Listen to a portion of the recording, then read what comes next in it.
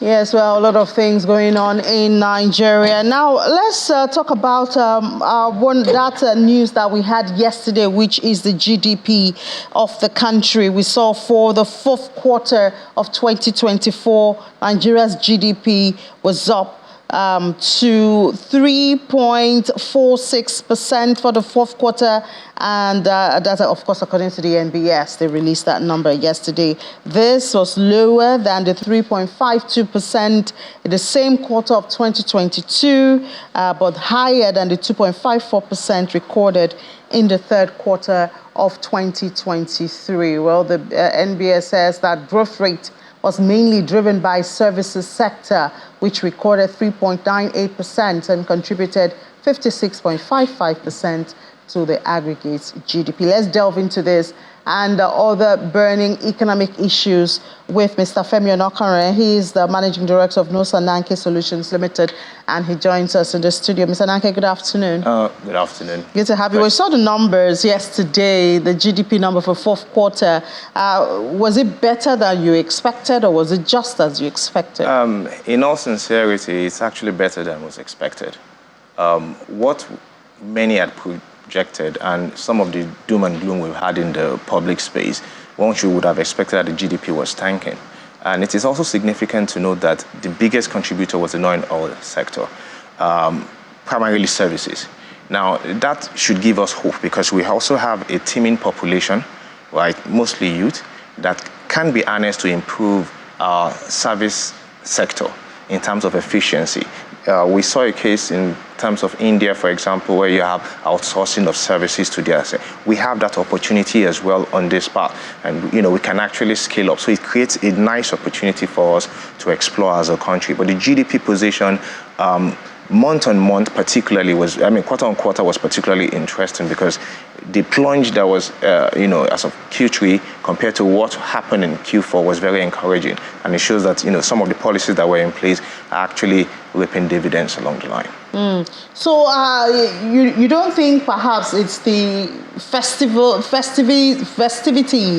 activities of the end of the year that contributed to this, so we don't get our hopes high? Okay, so if it were just the festivities, right, one would have to compare it objectively with previous position, which was in Q3 and in Q2, where a lot of people were saying that there's no money in circulation. Because, compared to the last quarter of 2022, it was lower.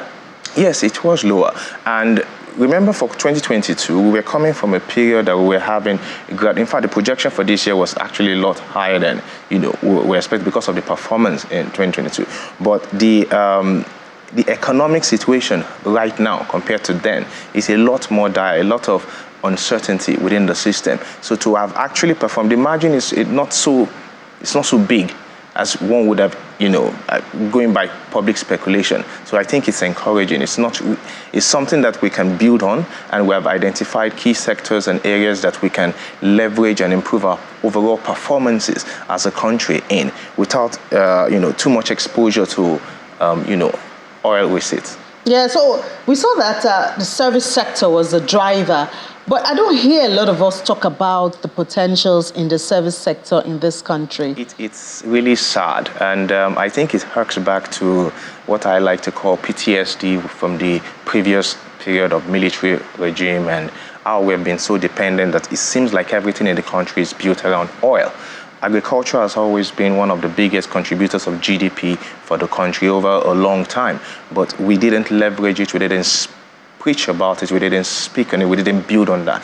Well, we should be in a position that we should be net exporters of several, cash crops and products all over the world, but we have not built on those things. Now, in the report, it's highlighted that, some of the services that provided the gap, the growth that we saw, were things that people don't pay too much attention to: the banking sector, telecommunications.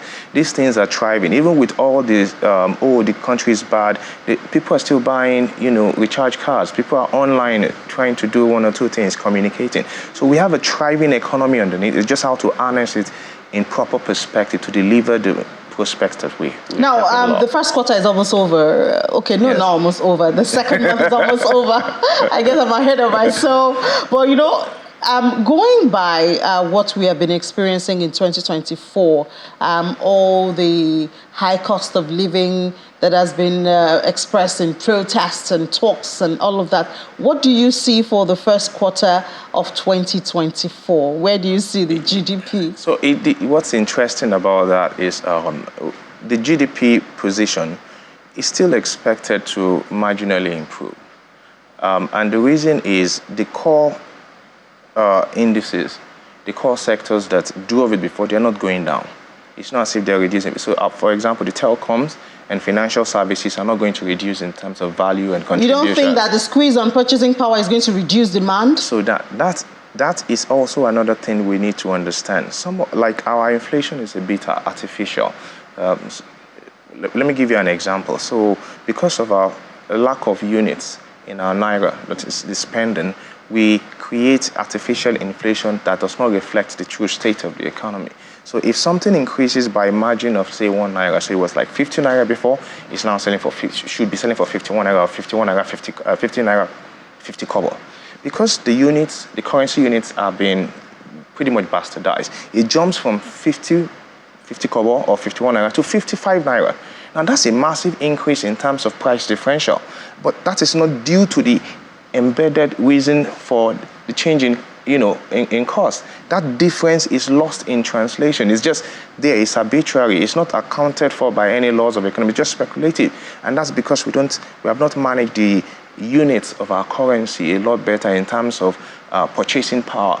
Because in a country like America, you get rebates for, you see things like 199, 99.9. It encourages that, and it increases the strength of your local currency to actually affect purchases.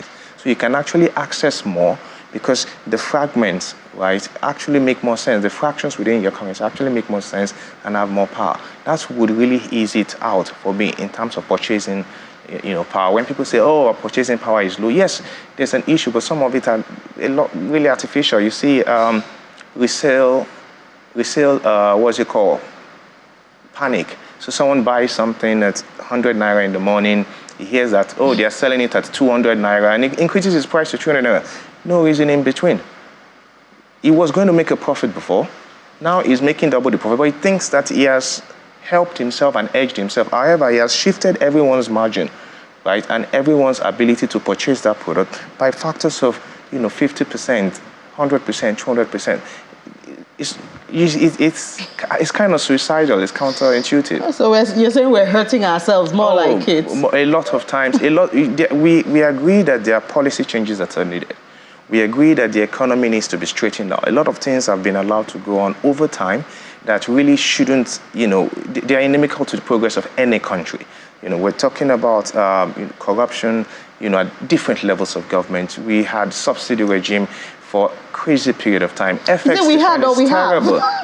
Okay, so we got big question, but I think we can get into that, right? Because some of the technicalities, and I also understand why the NNPC is not talking about it, because everything has become a bit of a political circus for us in the country, even people who are not directly involved in politics.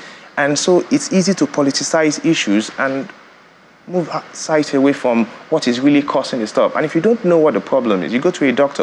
If you misdiagnose a problem, the patient is likely to suffer more, right? Because of the wrong medication and all of the that. issue. Yeah. All right, thank you so much, Managing Director of Dosa 9K Solutions Limited, Mr. Femi Onokaran, for your time this afternoon. It's a pleasure to be here.